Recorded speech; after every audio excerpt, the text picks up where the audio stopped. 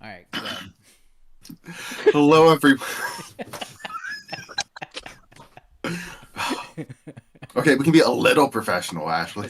It's a completely serious and I am totally so real sorry. podcast. I'm so sorry. This is not our second episode. Yeah.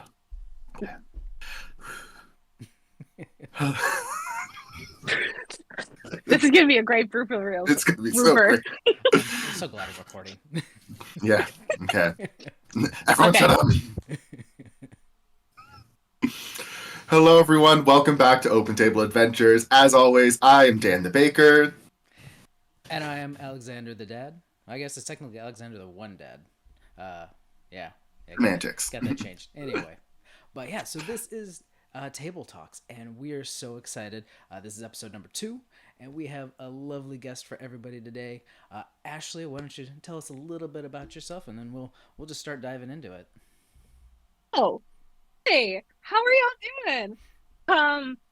Hi, I am Bean Princess 27. That is my username. I totally did not forget it because of my age. And I am Ashley. I'm she her. I am a D&D TikTok creator and player. Fantastic. I mean, so Table Talks like a little bit because it's so new. It's so new that Dan and I started doing this. Basically, we wanted to bring the most amazing creators that we could find and people that we just love playing with and interacting with and love their content. And we want to talk with them and get to know them. Ashley is definitely one of those people that we want to get to know a little bit more outside of the content because I feel like sometimes we get a little like bogged into what our content is and you're curious like what this person is and a little bit more about them, and that's what Dan and I wanted to do. We wanted to get to know you outside of that space. So here we are. Oh, you're gonna hate me after this. I do have to know. I think the first thing I want to know is is Bean Princess as a title, is that like earned? Are you born into that? Is that like passed down? How did that Okay. like are you or did you like is it like one of those online website things where you went and like you own like like a foot of land in Scotland somewhere and now you're a princess? Mm-hmm. Or is it like the Santa Claus? You had to kill the old Bean Princess and take that on? Well, there's 20. She's 27, so that means there's 26 before. Right? 26 before, yeah. Oh yeah, I'm definitely 27, but not definitely 29 and turning 30 next year. Definitely not. I'm totally not in my 30s already. It's great. So here's the thing. Here's the lore behind Bean Princess. It's actually not like a title or anything. It is an inside K-pop joke. Back when back during like 2012, my friends and I were really into this one boy group, and one of the members in Korean, his name rhymed with Kong, which is the name for Bean, and that was like my bias at the time. So they were like, "Oh, you're Kongjunim," which is like Bean Princess. So that's kind of I made that my username, and it's just stuck. Fun fact, I actually despise beans. I hate every bean, every legume. I hate every bean. It is the worst protein in existence to me. Don't even put one in front of me. Oh, okay. But that's the lore. And then 27 is when I first made my TikTok, so it kind of just that makes sense. Stuck as that. So yeah, it's like wow, all of our viewers are just dropping off right now with that bean comment. All the bean of our I know. The bean stands. You see a huge just drop in viewer and subscribership. It's terrible for beansness. That's our interview. I'll see you later. Great day. Thanks for joining us, everybody. It was great. It was good to talk with you. So you were like. But it's actually funny because my family does have like connections to like the last High King of Ireland, so interesting. It's a stretch, but I like it. That's a good enough stretch. Anyway, I mean, I know I'd be using that stretch. And then when you first started like your TikTok, it was like mostly about like anime, right? Oh, we're doing the deep cuts today. Cool. And it was like a COVID quarantine board. Let me talk about anime. Well, here's the thing. I talked about this to myself when I was like preparing for this whole tabletop because social anxiety. You gotta monologue. Well, So back in like the COVID era, I was working in the schools prior, and we had like 3 months where we weren't going back into the schools. So at that same time, I got into My Hero Academia. And I just kind of got back, it jumped right back in headfirst into the anime world. And I then saw like this trend that was going on where everyone was doing these self-insert like teachers or members of staff at UA, which is like the school that where the superheroes go. And I was like, you know what would be really funny? What if I was just like the nurse of the evil bad guys corporation? And I was the one that healed them. So that's kind of how it started, I guess, with my TikTok stuff. I will have to say I have deleted most of them because as I was going back into changes like with my career, going back into teaching a lot more, I was like, I do not want any teenager who I work with to see this because I will literally be destroyed. There would not be a single day with peace. And I was teaching middle school at the time, so yeah. So we are sending this video to every middle schooler in the country. So I Oh don't my know. god. That's, yeah. Yeah, she got no riz. I'm just gonna go. Yeah. So that's you like have always been doing kind of that OC cosplay like content. Like how have you done that outside of TikTok as well? Like done anything just like out in the real world, I guess? With cosplay, I've really only done Keyleth from Critical Role. That's kind of was because back during COVID as well, I decided that I really wanted to do like a cosplay kind of photo, and that's when kind of, as you probably know, that's when kind of I got into a little more cosplay was during like COVID and stuff. And so I just made the entire like cape that belonged to Keyleth in like the third act of the campaign. And that's kind of how I got into cosplay a little bit more. I think cosplaying my OC sort of came a bit later, and that came from the fact that I was sort of Twitch streaming at the time, like kind of like during the end trail of COVID. And I was like, I want to dress up as one of my characters because it's for the 50th episode. And it just progressed from there and just kept on going until I hyperfixated, and now I have to legally create a cosplay for every single D&D character that I make. So it's really great. I'm understandable. thousands of dollars in debt. Massive credit card debt. Yeah. Unrelated to the cosplay. Song. Yeah. Unrelated to cosplay. Yeah.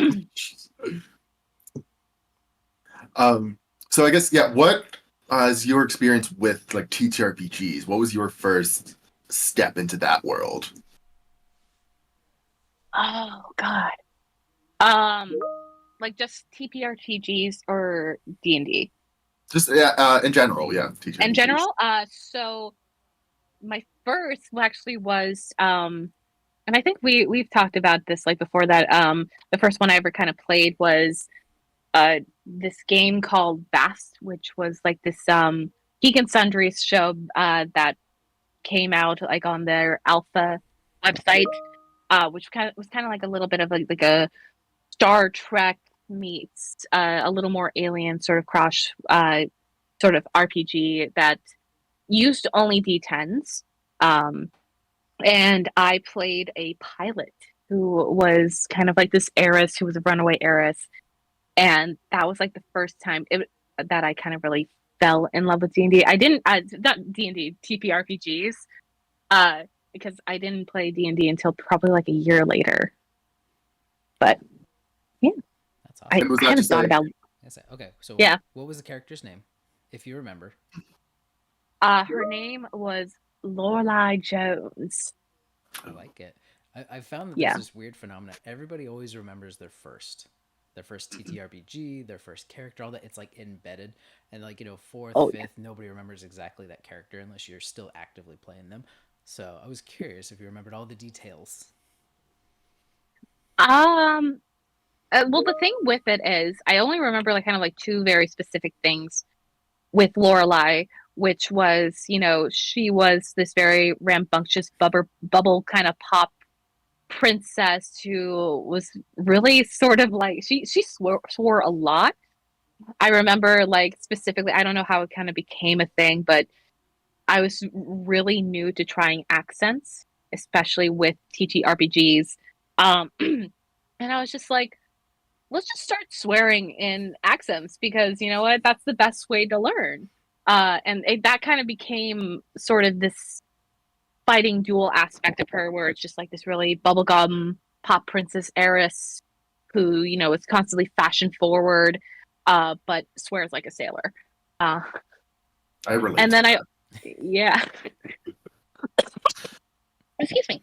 But then it sort of transgressed into, there was another one where I think that was also kind of how I discovered what kind of player I was, especially in TBRGs, where it was like we were in a jail and we had to do a breakout.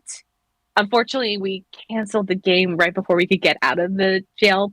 So it was, but there was this one moment where my co-player was talking to a rock, and I don't know if it was just because it's haha joke or if he was like going Coco. But every time he kept on talking to the rock, I would just go behind him and just go, I am a rock. Just every single sentence he said to that rock, I would reply back with, I am a rock, which I feel like that kind of sums me up as a D&D player. It's just kind of, if there is a fit, I will find it and I will do it. And I will probably beat the horse until it's dead. Love it. Yeah. I'm sure most of us can relate to something similar. Oh yeah, no. I feel like everyone, especially when you get into TTRPGs, the best way that you can kind of get comfortable with it is by, you know, drinking the Kool-Aid of the jokes. You know, creating inside jokes. I think that's just I think that's one of the best strengths that comes with being like a first-time player is that it's so easy to kind of riff off of everyone else's sort of comedic sort of elements. Yeah, as a character. Roll with their punches, especially if they've played before. Yeah. Just the base yes and yeah.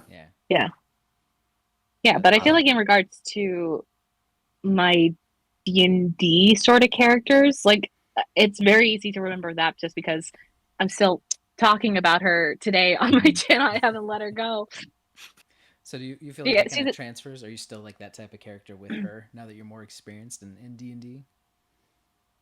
Well, the very interesting thing about that is he is actually now an NPC. So it's kind of become like a full circle sort of thing because for those of you watching who don't know, I'm talking about Carlotta Vanderburn, who was my first D&D character, who was a rogue assassin who had a demon bonded to her dagger, a la Percy, sort of kind of such. But she was originally like this NPC for a D&D campaign that really never got off the air with a group of friends of mine. And I was asked to kind of join a game via Roll20 probably around like 2016. It was in like my first year of college in the dorms. And I was just like, oh, let's just make a story for this random NPC. Maybe let's try it when she's young. Haha, let's give it a shot. And it just exploded just with how much emotional depth I kind of put into her. And that was kind of one of the reasons why I think I became so like attached to D&D immediately, because I think the first 2 sessions I dropped my backstory and I immediately cried because I was like kind of getting so into the character. And after that session I was just like, oh my god, I cried. I like actually was doing like tears and cried on command. That was awesome. That was so great. I want to do that again. I love that. but now playing like a D&D campaign as like a DM, like she's now a rogue paladin. She has a family. She's running this establishment. It kind of became like this full circle moment where now I'm like through her voice kind of helping along the players that are really new to D&D as well. So it's like this really nice cuz my D&D group I think maybe like two of them had played maybe like a couple of months beforehand. Um but the rest of them are all beginners. They had never touched like a D20 at all. So just being, kind of like the guide like back in 2016 like my DM was, it's really heartwarming, especially considering it's my first D&D character that's actually, leading them to becoming heroes. That's cool. Yeah. So now, do you Love her. do you find like the process of kind of creating the cosplay for your TTRPG characters, you find that to be like just an extension of the character creation? Like, do you feel, because I know, like, some people, they don't feel their characters complete until they have like a playlist for them or they have some sort of artwork. Like, is that how it is for you? Like, you need to have that, seeing yourself as this character to kind of finish it off? I think it's kind of a twofold thing when it comes to preparing, excuse me, my characters. I think in terms with Arabella, because I have yet to play her, my bard cleric, she was one that I think I've kind of gotten a little more emotional sort of connection to because I have cosplayed her. I think it's kind of become a really new way of making like aesthetic playlists for me, because back when I was first starting to play D&D, I was just creating like, character like the not like the 9 square sort of aesthetic sort of mood boards. That was how I sort of created their like aesthetic palette. And now sort of cosplaying them, it's kind of become that new sort of aesthetic mood board where I'm trying different sort of makeup styles, trying different sort of like clothing outfits and different audios via TikTok, and kind of being like, oh, this is something that could work for them. But it's also kind of a way of sort of expressing them on a more deeper level that I unfortunately couldn't get to when doing the campaign, because there are always gonna be some missed moments or things that you wish you did differently in a campaign, and cosplaying them kind of became that sort of redemption in a way. Especially with like Leah, my barbarian, there was like a musical number that I really attached to her, and when I was finally doing like my last set of videos for her ever in cosplay, I did that video. So that was just kind of like a really like sweet moment of just like, oh, this is finally like her moment. This is finally just like everything that I have played with her. It was kind of like closure, Yeah, it's a cathartic almost. Yeah, like I'm really never gonna play this character again, as far as I know. So getting to have her moment where she's finally getting that healing and redemption and acceptance, it's really nice. Plus, also, it's the brain rot. I think I get so many like visions in my head of like, oh, I love this audio. I want to compare it to this character. It's like 8 o'clock at night. Let's get into cosplay. So, I get that. You get the brilliant idea, but it's not the right time to record and do all that stuff.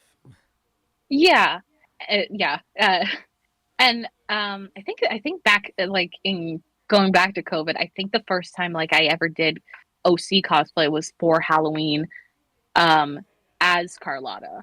So that was like very intricate, like a 1 day thing, and that's obviously changed because I made myself like a demon hand, and that took like 2 hours of like actually kind of getting into it, and I got so much like red and black on my phone because of it. So it's a lot easier now.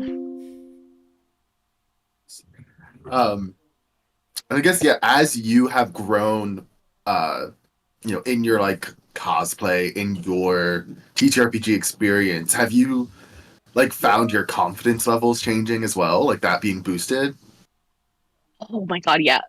Um, I think like and we were talking about like how I was a theater kid kind of growing up, and I was a theater kid who I was very like in my shell, and being like on stage was something that was great, but because because I still feel like it parts of it were because I was in my shell, and parts of it were because I had a certain look back then where I didn't wear that much makeup. I didn't really kind of know exactly what my style was, and I was typecasted in like a lot of like roles that were maybe like one line, or maybe like the brunt of a joke, or haha, she's gonna be she's a perfect cast for this, being mean and rueful because she looks this way when she's wearing like an office outfit.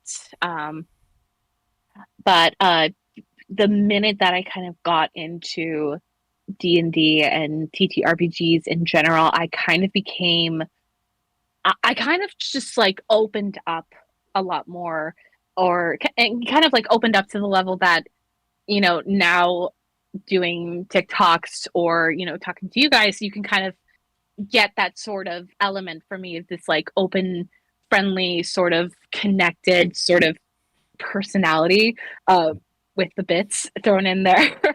um, but because with D&D, like I could play these really complicated women who are like, take for instance with like Carlotta, who had like this like years and years of tragedy, and then has this journey of kind of growing and opening up and accepting the bad things in their kind of life, and becoming like these really strong and dedicated and almost inspiring sort of figures to the people around them. And then kind of with my Regina, who's like a second character that I really got emotionally attached to, um, becoming like really emotionally thoughtful, emotionally sort of empathetic, uh, almost kind of therapeutic sort of people, who kind of knows uh, how to be kind of connected to other people, and how to be more unafraid of showing people how vulnerable that they can be, and not being like such perfection all the time. Because yeah, and I always say, I always say like, my running joke is that every single character that I play is beautiful, because I have kind of changed my perception of myself to I am beautiful, and that's kind of come with playing TTRPGs and playing these really emotionally invested women. Yeah. So cool. Yeah. Beautiful. Thank you. Oh, the Once Oscar again, once, goes to. what, Now that we're oh, all thank you. Oh, worked up. once again, I think it just kind of comes to the fact that I absolutely just, I love them. I love every single, no matter what kind of character I'm playing. I think there's always like a little bit of myself in every single like person that I play. And that just kind of really makes me ease into RPGs a lot faster. And it also makes it a lot more fun for me, because I think I'm growing and changing a lot of perspectives that I have, like at the beginning of the game to the end of the campaign. Because I'm not the same person as I was when I first started playing Leah to the last session of me playing Leah. So yeah, D&D, man. Yeah. It gets you. Changing lives. Yeah. Yeah. Who says free therapy doesn't exist? No, please contact an actual. I have an actual therapist. Why reach out to a therapist and pay money when you can just dump it all on your friends? Yeah. I mean, There's a few reasons, but we'll get into that later. We'll get into that. I think we can all agree. That. We all have a therapist at some point, or have had, or Trauma dump in small doses and Yeah. with consent. Trauma like drip. Yeah. Trauma. I want to share them. Is that trauma drip? Trauma drip. Yeah. Yeah. Oh my god, that would be so cool. I only talk drama trip. Mm-hmm. All right. And so yeah, we kind of touch on you have a history in theater and stuff like that. Have what other like creative endeavors you have outside of your TikToks, outside of like TTRPGs and stuff? I do pottery. Oh. I actually do pottery. And I also work in now my kind of a career shifted from education over the last couple of months or so, and I'm doing a lot more kind of graphic design stuff with kind of book selling. I've gotten more into sort of the career of and the industry of being around books all the time, kind of knowing, and I've done a lot more writing, which I think kind of is like a perfect harmony between the characters I create and the backstories I write, because I write maybe write like kind of 7 to 8 pages of backstory sometimes with my characters. And I even I've written like epilogues as well at the end of my campaigns with like the characters I've already played, where they go on another adventure, and that's kind of like my own dose of D&D fan fiction.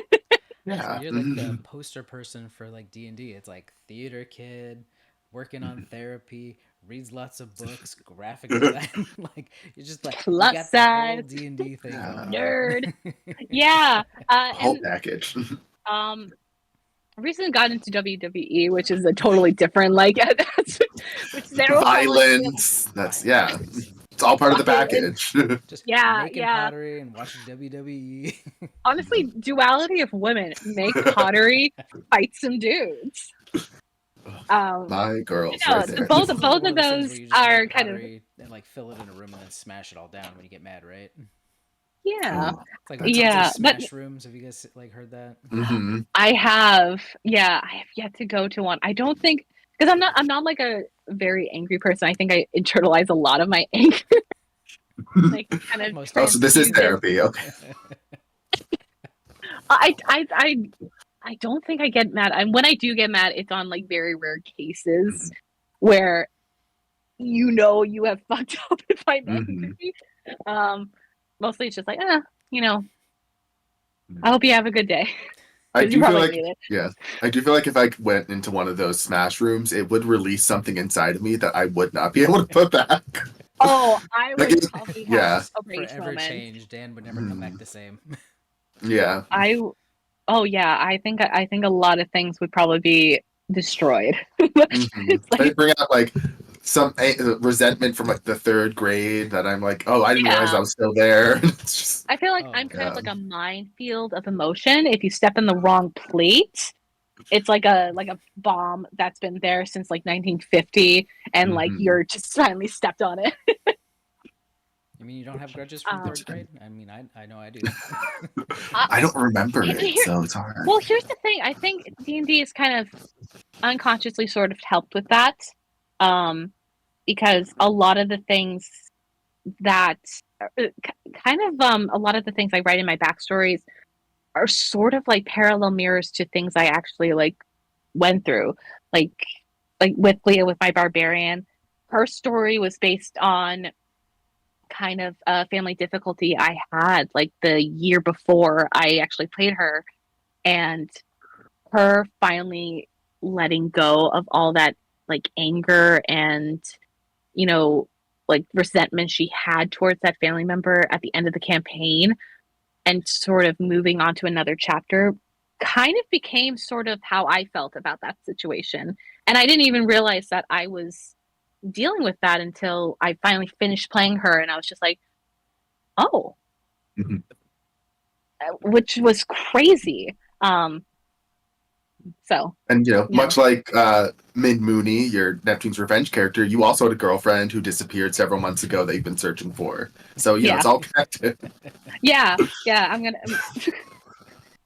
Yeah, and I think that's also kind of something new that I'm trying as well, because I I think it comes with like the terms of like, you know, sexuality and everything, because I am a straight woman. And when I was first kind of playing D&D, I sort of steered clear from any of that. But playing Leah, who, you know, had a lover who died, she is confirmed as like, you know, bisexual. Playing Min as well, it's kind of like this transference of, you know, exploring my own sexuality and my own identity as a woman, kind of coming into my 30s and sort of, you know, opening myself. I know sexuality is it's a weird slide. I mean, today's I National currently Coming Out Day, identify. so. Yeah, this is my. I currently identify as straight. Straight asterisks. Well, straight asterisk. Yeah, you know what? And I think that also comes with the fact that I've grown up with majoritively women all my life. Like my dad died when I was like 14, and I kind of was just opened up to like this full sort of circle of womenhood, and just like sort of, you know, being emotionally in tune to kind of like every single movement and sort of emotion around me. So I think that's kind of also plays a part into how I play my characters and how I play their identities and everything. Yeah. This has become an interesting session. Yeah. Stuff, man. Like telemarketers, like, hey, want to hear everything about my lore, all my secrets? Yeah. See, this is the stuff you're not going to get in your TikToks, though. Yeah. No, and I don't think with my TikToks, I have tried to incorporate a lot more things that are not centralized in comedy, because I think that was kind of one of the reasons why, you know, I got the followers that I did, and that is something that I kind of really want to cling to as well, because, you know, I'm very lucky to have as many as I do now, because I never expected that. Because, you know, like I said, anime TikToks in 2020, you know, you're scraping at the bottom of the barrel. Oh, great! They're good anime subscribers. Oh yeah. First Oh the yeah. There was no overlap in the I being love you. subscribers, though, so it's fine. Please don't be mad. I love you. But I'm kind of like with cosplay, it's kind of become so much more of a like labor of love for me, where I know that they're not really like successful posts.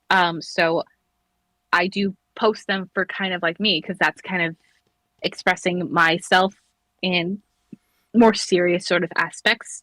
I still love doing comedy. I love doing like stupid freaking videos, but there are rare moments that when I'm talking about my characters or when I'm cosplaying my characters, you can kind of tell from just the way I film my videos and how many transitions and how many sort of things I write with the captions, how much I want this post, how much like love and care I put into that post. Because I think it's so easy to just put like a single frame of you doing like a broad sort of subject about D&D, and then boom, it has like 2,000 likes.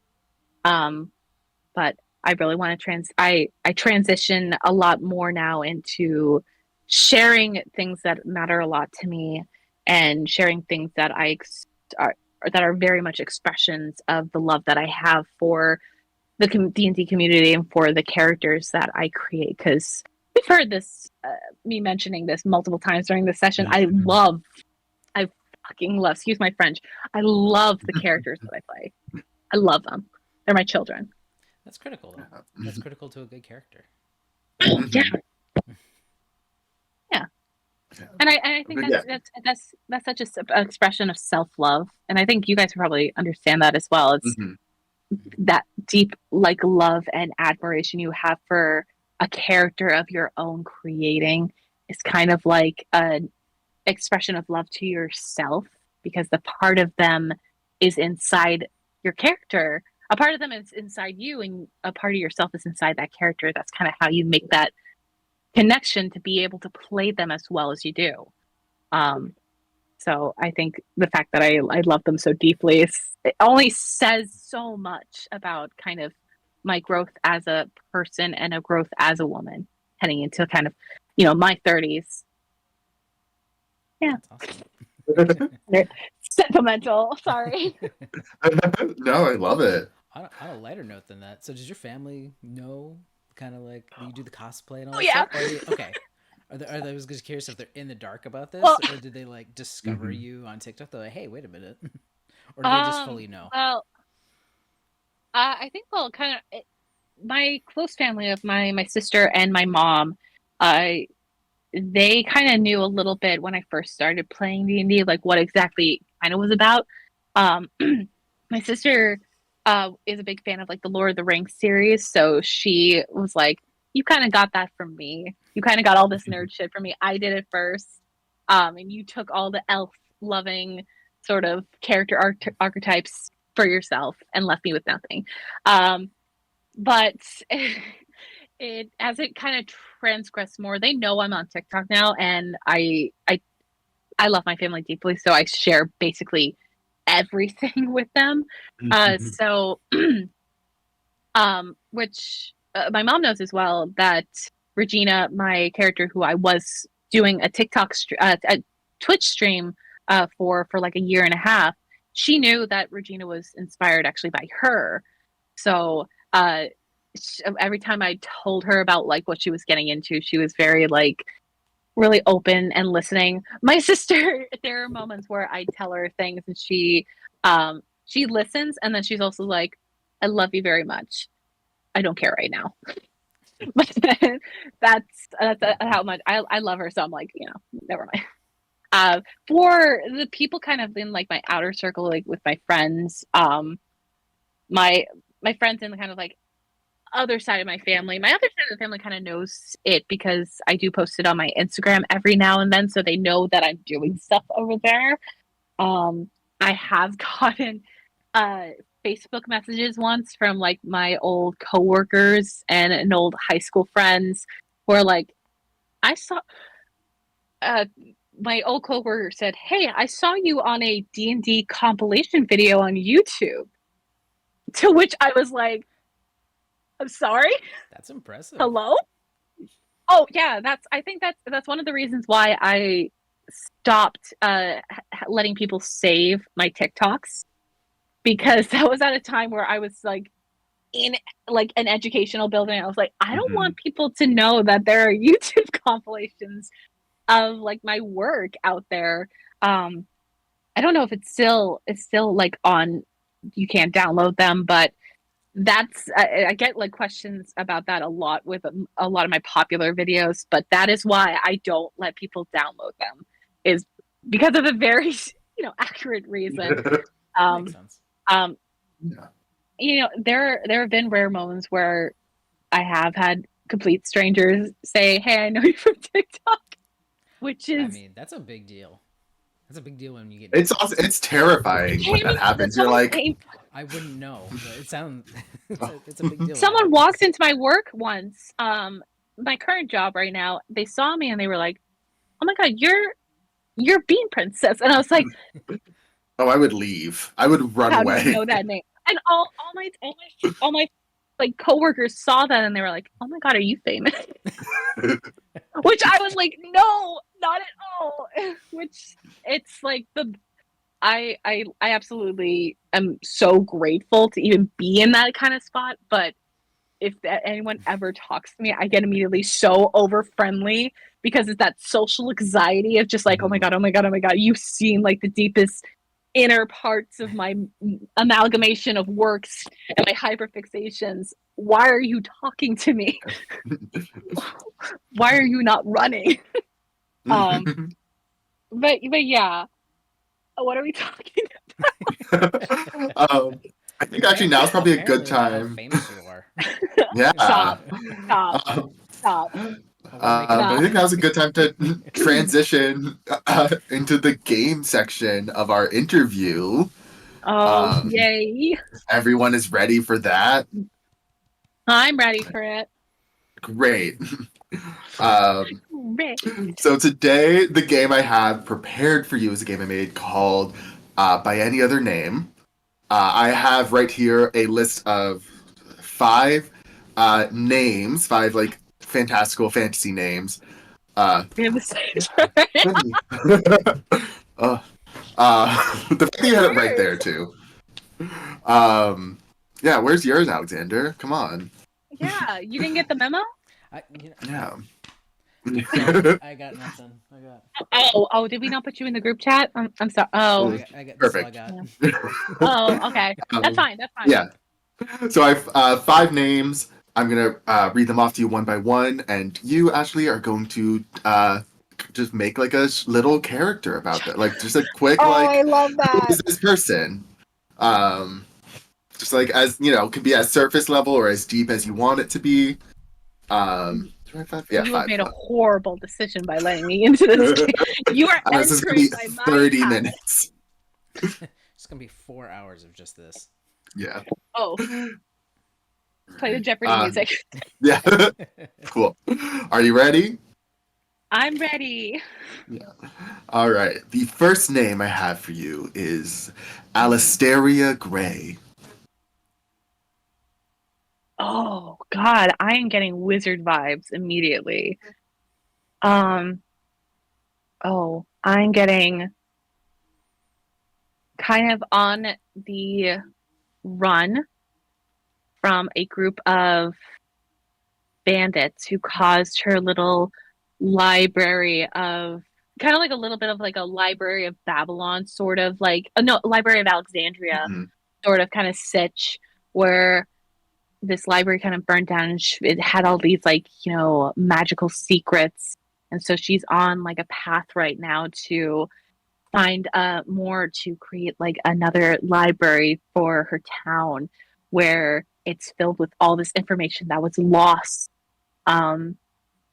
And there's like a little like tidbit of like trying to rise, kind of always being seen as like the bumbling sort of bookkeeper, and sort of actually coming into her own as a wizard. And I think she would be a half elf. Yeah. Love her. Yeah. Good for Alistaria. So Alexander, these out are of 10. these are all for Yeah. views. Just is anyone Mm-hmm, using mm-hmm. this? Okay, cool. It sounds like it's up for grabs for anybody listening or anybody Yeah. on this podcast. Like, Don't. Trademarked. Trademarked. Gonna make a Yeah. TikTok about it tonight. Name number 2. Okay. We have Jamina Lovejoy. Oh yeah. I'm thinking Feywild. I'm getting a Ganassi, like an air Ganassi, who would be kind of I don't think I can I don't know if I can get away with it. Who would be colored pink, like a pink sort of like sunset sort of coloring Ganassi. It's kind of air based. She is a druid. She, I think, would probably be like kind of like a wild magic sorcerer. Just like this sort of crazy, sort of rambunctious, mischievous sort of character who loves causing problems on instant. But I think maybe it kind of comes for the fact that her brother is missing. And they were maybe like they were orphans together, and she's kind of always been in a position where she's always been dependent on someone else, so that she's been allowed to be a child. So maybe as the campaign progresses, she's actually becoming independent and actually sort of, making like a kind of perfect sandwich of being a little bit childish, but also being responsible and kind of growing up. Great. Yeah. Sounds like she is having a good time. Oh yeah. Yeah. You put this in front of me. You're like, hey Ashley, go. Oh no, you're eating it up. I'm loving this. Thank you. Alexander, what do you think of Jamina? Think she's a good time gal? absolutely. That's like with the name Jamina. And How could you not be a good time gal? I feel like she'll just it's got to be pink too, at some capacity. Mm-hmm. Whether Pink, it's the clothes, and the she'll skin, the hair. It's got to be. Yeah. And I think she'll probably talk like this, like, "Hi, everybody. How are you doing today? Oh wow. I'm gonna kill you." Moving on to name number 3. Okay. This is Mephistopheles Wickerstaff. Oh my God, Tabaxi. Immediately. Is it because it sounds Wicked, like Mr. Mistopheles. Mephistopheles? Yeah. Oh, oh, I am seeing Mr. Mistopheles. He is a monk. He would be a monk. He would have black fur with like little like white kind of covering. He would be a 50-year-old cat, an old man who's seen the ways of the world, who's traveled shore by shore, and this is the actual voice I would do for him. And tragically, his family died in a fire. It was very sad. I totally did not get divorced, and my wife took it. So just like a monk who's very smart, but kind of knows to kick ass, kind of like a grumpy, knowledgeable cat who would constantly lie about his wife being died in a fire to get kind of pity, but it's actually the wife left him, and the kids don't even want to see him because he was kind of a little bit of a deadbeat dad. So they kind of story going on. Okay. Yeah, redemption. Yeah. All right. So kind of like a chaotic neutral character, but just incredibly smart, but just incredibly not wise about like social constructs. Mm-hmm. Yeah, I do like the idea of an old man cat monk. An old man, yeah. Monk, yeah. Yeah. Oh my God, can you imagine like a Tabaxi monk? Yeah. How fucking cool would that be? Moving on to name number 4, we have Eronwyn McKee. Ronwyn McKee? Eronwyn. ERONWIN. Yeah. Oh. So I'm seeing a rogue. I'm seeing a drow rogue, and he was birthed in the sort of religion of Lull. So constantly kind of searching for. I feel like he would be like a rogue cleric of Saloon. So kind of like maybe sort of coming out of the dark and into the light of the moon. And I feel as though he would be perfect for like a canon like romance story. He would be very like a Hercules based, like sort of, I've been traveling kind of in the dark, but I want to be a hero. I want to, and then constantly, escaping from the Underdark and sort of living with like his party and sort of kind of coming out of the shadows. Religious trauma, the works. Yeah. Just living his life. Yeah. Yeah. Okay. Oh, I also feel like I'm also getting gay vibes. Like, I feel like we need a little like LGBTQ in that. Little spice. He's a little fruity. Yeah. Oh, I'm seeing heart-wrenching, beautiful gay love story where he is happily married, like at the end of the campaign, and they have like a dog. Great. Yeah. Last name for our little game here, we have Anastasia Woodbury III. Oh. By the way, these weren't like fantasy name generator. I came up with all of these out of my own brain. Okay, I feel like I would actually make it. There's two kind of ideas piling in my brain right now, because it sounds very similar to a character I had created but I've never played before, who was named like Cassandra Norwood, and she had a very similar story to like Anastasia, but she was trained as a necromancer, like sorcerer. But I feel like I'm also playing with the idea of her being a fighter, but her being this like kind of blue, sort of armored fighter or a paladin, kind of like something that uses like a sword. And she's very like couth and sort of like, demure. I feel as though there's an ex-boyfriend in that situation who is kind of who maybe like there was like a coup in her kingdom or like her house where maybe they were married and he sort of took it over and tried to assassinate her.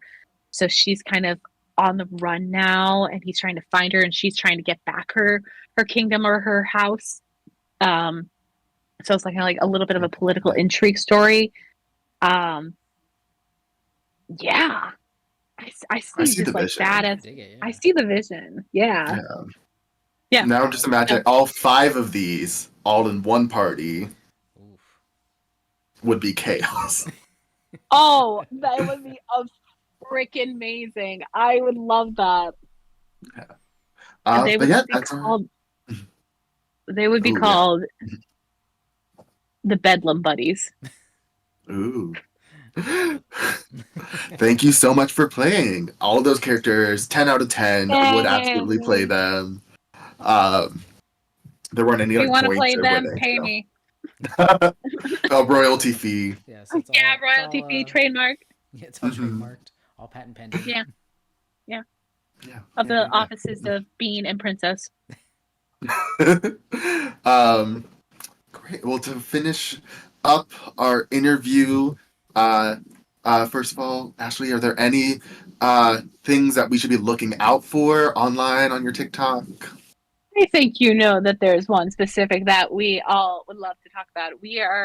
I'm going to be playing Min Mooney, a private investigator turned reporter in Call of Cthulhu, Neptune's Revenge on Open Table Adventures, coming sometime in November with these 2 buddies right here. And that is something I'm very excited for you. We already filmed the first episode. It was very spooky. Your and my character absolutely hate each other. So if you're looking for a very good academic rival sort of best friend story, mixed in with eldritch horrors and a little bit of mystery, this is exactly for you. Also, invite me more to your game. If I'm free for games. I'm free and available. I am experienced. I am cute. I will ask if your NPCs are hot. I will serve. We also ask all of our interviewees to shine a spotlight on something going on in the TTRPG world. If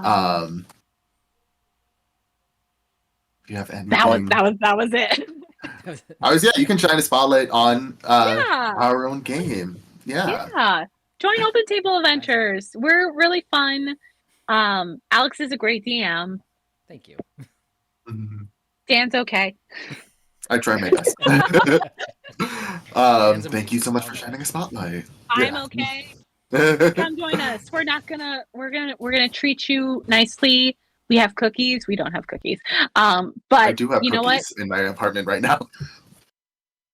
We have internet cookies. Yeah. Like website cookies. Yeah. Great. Thank you, Ashley, so much for joining us. Thank you for having me. I'm so excited to play in this phase. Oh, we're all gonna do this. Yeah. Send us where can everyone find you out on the web? You can find me, and I now know now I actually know my name. You can find me at Bean Princess on TikTok. You can find me on my Twitter, Bean Princess. I'm Bean Princess everywhere. So all you gotta do is look for the ginger head and you're gonna find me.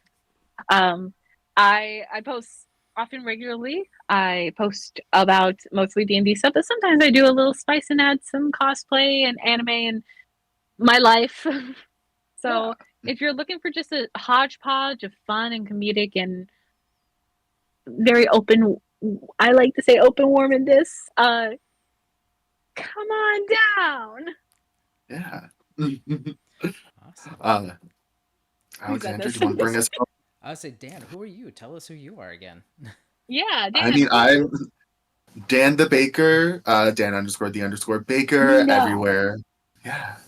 Everywhere Wow. that I can be found. Oh my god, Uh, it's such a fan. yeah. Alexander, who are you? So I am Alexander, the one dad. Get it right this time. Whoa. You can find me on TikTok and at Open Table Adventures.